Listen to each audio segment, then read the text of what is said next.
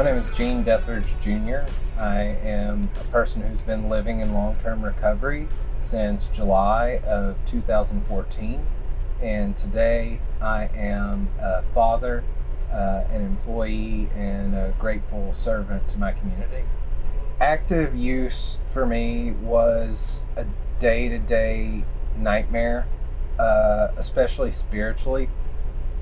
I I was very empty and vacant inside.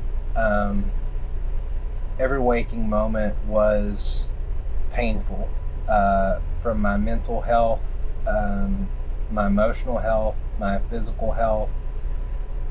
My relationships with everyone had become bankrupt.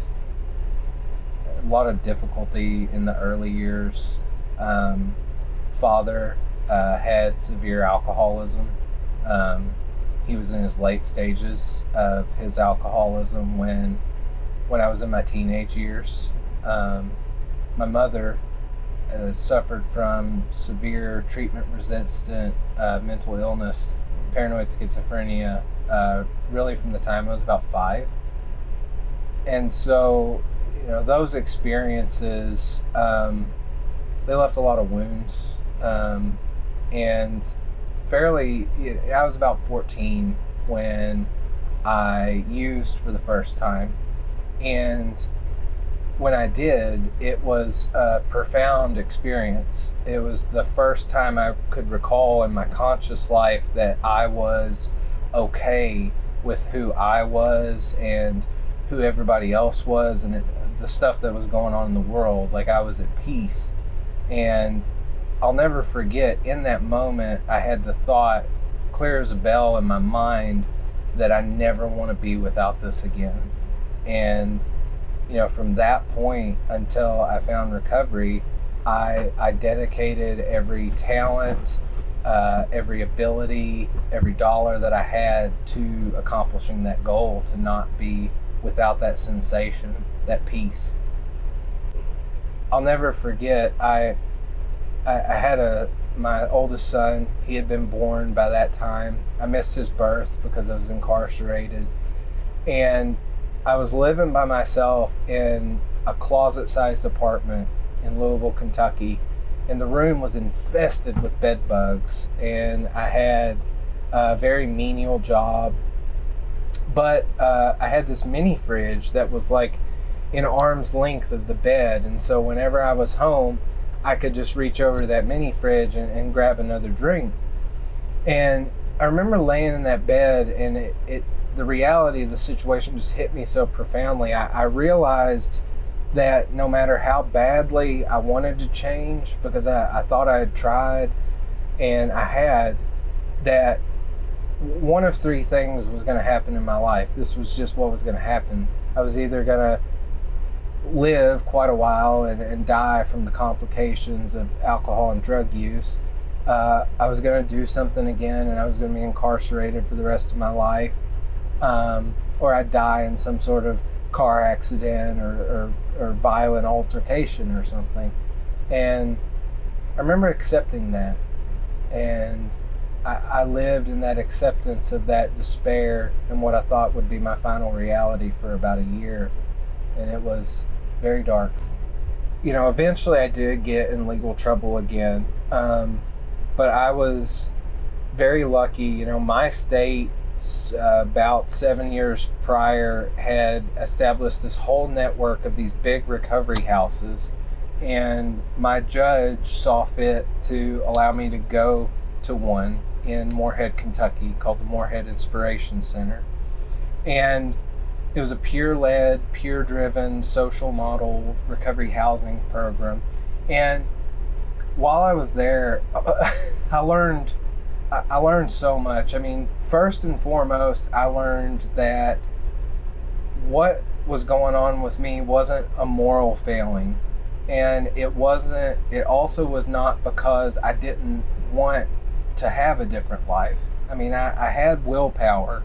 I had morals, and I knew right from wrong, but they taught me that that when I use drugs and alcohol, I have an experience with that sensation that a lot of people don't have, and I always want more. And so, you know, being off of it for 4 or 5 months at that point when I got there, you know, they told me this reality. You know, I recognized that this was true about me, that I had this part of me that was fundamentally different from other folks. And I was surrounded by people that were just like me. They understood, you know, they had also failed their families. They had also failed to accomplish their dreams. They were also people that were looked at by general society, especially at that time, as what I call throwaway people. The life has no value. They're hopeless. You know, let them go. And through that companionship and that relation, you know, I started to see and understand that if I did a few simple things, I could have a different life. And so they taught me to practice those things while I lived there. And I lived there for 13 months. They taught me the reality of my condition.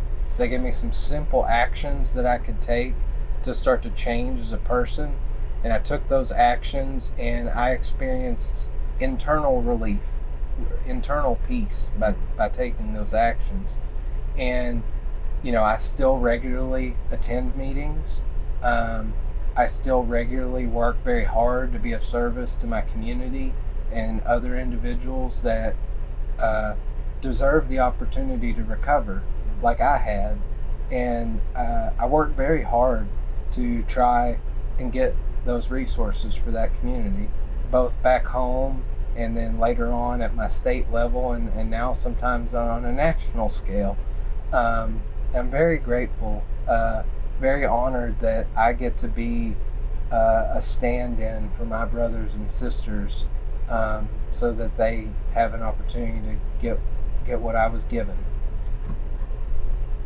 Anytime I talk publicly anymore, I always try to work this into my talk. I ask people to raise their hand if they've been personally affected by substance use disorder or opiate use disorder, and almost everybody raises their hand. And I make a point to look the people that didn't raise their hand, I make a point to look them in the eye, and I tell them very earnestly and sincerely how blessed they are, how profoundly lucky they are that this devastating illness hasn't impacted them personally. It's an enviable thing. My dream for the future is that all the relevant stakeholders that work in this space will continue to collaborate with one another in a spirit of honest discourse and respect, so that we can really refine and understand what the continuum of care looks like for people. I think our biggest problem is that we don't have a clear understanding or good mechanisms for people to move back and forth and up and down through the continuum of care on their journey. And I also really dream and hope for a future where clinicians and peers enjoy a level of parity and dignity and respect with one another for their respective expertise. Treatment is a critical, vital beginning for so many people, but recovery happens in the community. It happens when you walk out the door, and peers in the recovery community, we play such a vital role in holding each other up and taking care of one another. And I just really hope that we get to a point where there's a real mutual love and appreciation between all the different groups and what they do, because I think we all want the same thing. And I mean that of, you know, I've met so many great law enforcement, fantastic judges, politicians, all kinds of different things. And I think we all have the same goal. And I just hope we can keep walking forward towards that together in a spirit of trust and respect. Yeah. Gene, thank you so much for taking the time out of your schedule here at the NARR conference in Dearborn, Michigan. We really appreciate it. And your story is going to inspire hope with many people who are still struggling. Thank you. No problem. Thank you for doing this. So.